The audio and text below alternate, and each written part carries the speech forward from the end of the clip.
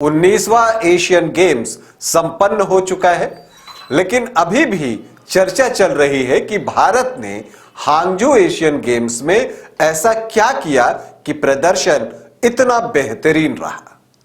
अब की बार 100 पार का एक लक्ष्य था भारतीय दल के सामने और जो भारतीय एथलीट हैं उन आशाओं पर खरे उतरे और उन्होंने 100 से ज्यादा मेडल जीते। इनफैक्ट 107 मेडल भारत ने जीते और अगर हम बात करें तो भारत ने 28 गोल्ड, 38 सिल्वर और 41 ब्रॉन्ज मेडल जीते। तो क्या वजह है भारत के खेल में इतने सुधार की?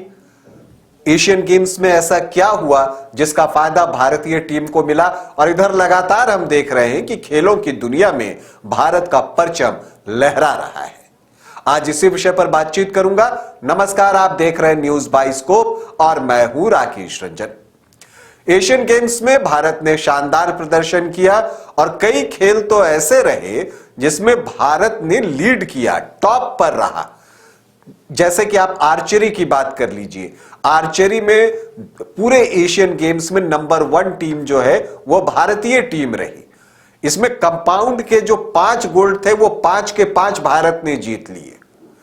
और आप देखेंगे कि जो मेंस सिंगल का जो इसमें इवेंट हुआ उसमें गोल्ड और सिल्वर दोनों भारत को मिला।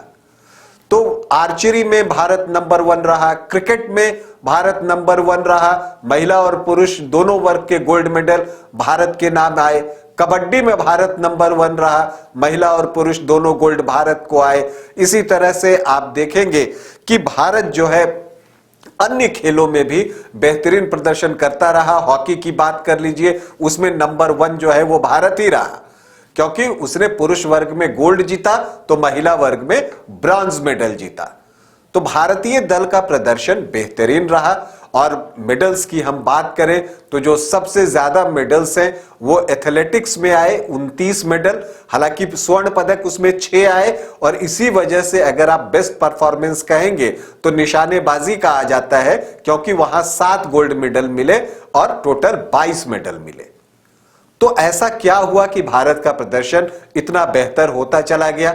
अगर हम उसकी बात करें तो देखिए, सरकार की जो कुछ योजनाएं हैं उसका लाभ जो है भारत को मिला है।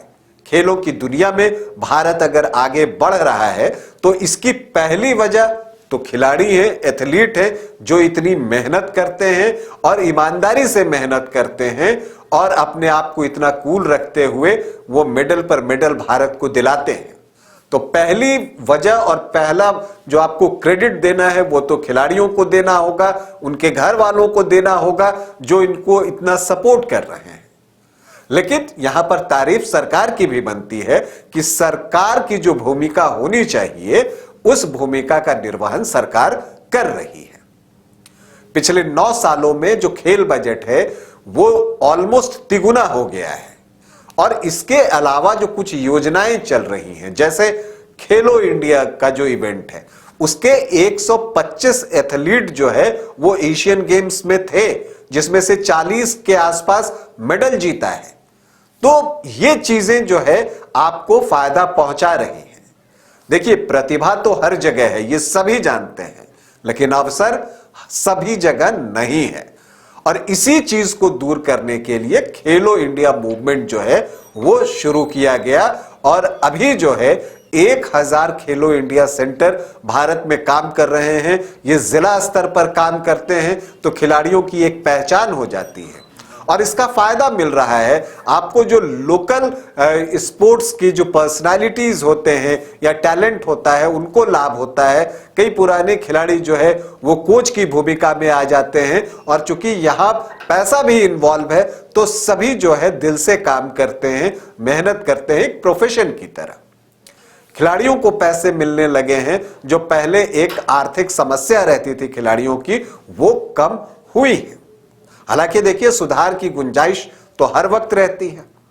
इसके अलावा जो एक स्कीम चलता है भारत का टारगेट ओलंपिक पोडियम स्कीम जो है, जिसे हम टॉप्स कहते हैं, उसका भी योगदान जो है भारत का खेलों में स्तर सुधारने में बड़ा रहा है।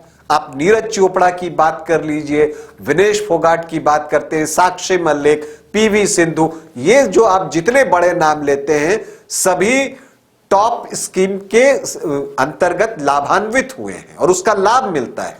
सबसे बड़ी बात है आपको इंटरनेशनल एक्सपोजर मिलता है, आपको कोचेस की फैसिलिटी जो है अच्छी हो जाती है। जो टॉप्स है वो स्कीम उसके अंतर्गत है कि जो खिलाड़ी ओलंपिक में मेडल जीत सकते हैं उन पर सरकार मेहनत करती है, उन पर जो है वो पैसे लगाने को तैयार रहती है, उन्हें प्रोत्साहन राशि देती है।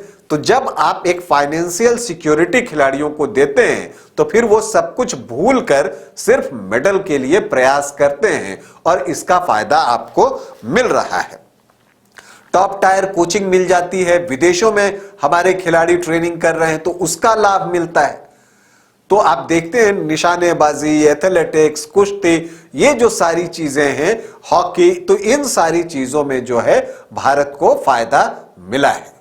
तो चाहे आप खेलो इंडिया की बात कर लीजिए या आप टॉप स्कीम की बात कर लीजिए, इसके अलावा आप देखिए जो भारतीय ओलंपिक समिति है उसकी अध्यक्ष पहली बार जो है एक ओलंपियन बनी है और वो कोई और नहीं पीटी उषा बनी है, भारतीय ओलंपिक संघ की प्रेसिडेंट। तो ये चीजें जो है जब आप खिलाड़ियों को जोड़ते हैं खेल संघों से तो वो उन चीजों को समझ पाते हैं कि कहां पर जो है वो कमी है और उसे दूर करके खेल के स्तर को सुधारा जा सकता है। तो ये सारी चीजें जो है वो मिलकर एक जगह इकट्ठा होकर और भारत को खेल के क्षेत्र में लगातार आगे बढ़ाते चली जा रही है और आने वाले समय में जो है आप मानकर चलिए कि खेलों की दुनिया में भी भारत का एक रुतबा होने वाला है। अभी जो एशियन गेम्स संपन्न हुआ उसमें भी भारत ने चौथी रैंक हासिल की है। ये एशियन गेम्स में आज तक का पूरे इतिहास में सर्वश्रेष्ठ प्रदर्शन है। अब जो हमारी नजरें हैं वो जो है अगले साल होने वाले पेरिस ओलंपिक पर लगी हैं और हम उम्मीद करते हैं कि जिस तरह से खिलाड़ी आगे बढ़ रहे हैं, सरकार उनके पीछे है और उन्हें प्रोत्साहित कर रही है आर्थिक रूप से भी, तो वो सारी चीजें चली रहेंगी। जो प्राइवेट कंपनीज हैं जो कि स्पोर्ट्स के फील्ड में आ चुकी हैं, जो नहीं आई हैं वो भी आए, वो अगर सपोर्ट करते हैं तो खिलाड़ियों को आगे बढ़ने से कोई रोक ही नहीं सकता, क्योंकि टैलेंट की कमी तो भारत में है ही नहीं। अगर कमी है तो सभी को समान अवसर उपलब्ध कराने में है और बस वही जो है उपलब्ध करा देना है जिला स्तर से लेकर राज्य स्तर से लेकर देश स्तर तक। तो भारत जो है खेलों की दुनिया में एक पावर हाउस बन जाएगा, इसमें किसी को कोई संदेह नहीं। अभी के लिए इतना ही, इजाजत दें, नमस्कार। IIT जी नीट एस्पिरेंट्स के सपने को पंख देने आ गया है कंप्लीट सॉल्यूशन इंस्टीट्यूट। यहाँ है smart classroom, 1-to-1 doubt clearing session, ask the expert, video solution और भी बहुत कुछ। मतलब हम करेंगे आपको गाइड, बनेंगे आपके mentor. Foundation classes from class 6 onwards for your bright future. Visit complete solution institute.